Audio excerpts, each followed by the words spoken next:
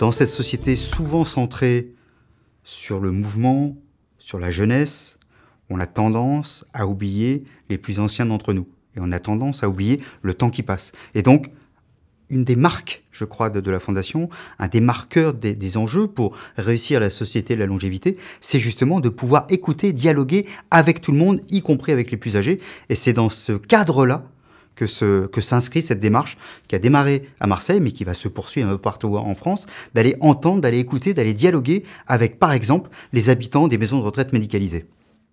Il y a, on va dire, 1 an et demi en arrière, vous vous étiez tous retrouvés pour faire des interviews sur le thème de territoire mémoire de vie.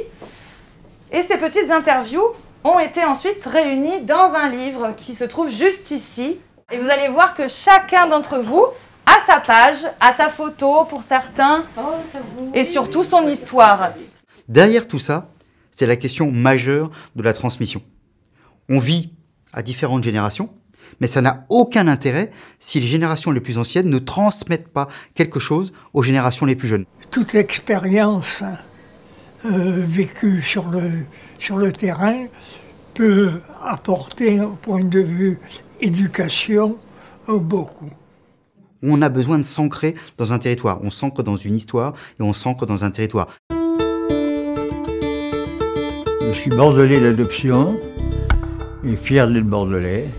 C'est une ville magnifique. Puis en plus, on a un environnement exceptionnel, la mer qui est proche, hein, la montagne qui n'est pas loin, et les vignobles, bien entendu. Donc il nous semblait absolument essentiel, encore plus pour des gens âgés, de les ancrer dans ce territoire, de leur permettre finalement, eux qui ont des racines, de pouvoir s'appuyer sur ces racines pour nous dire quelque chose. Mes grands-parents habitaient Saint-Urbache, un petit village. Je suis une paysanne, moi. J'habite au bord de la mer, enfin au bord de l'océan Atlantique. Ah oui.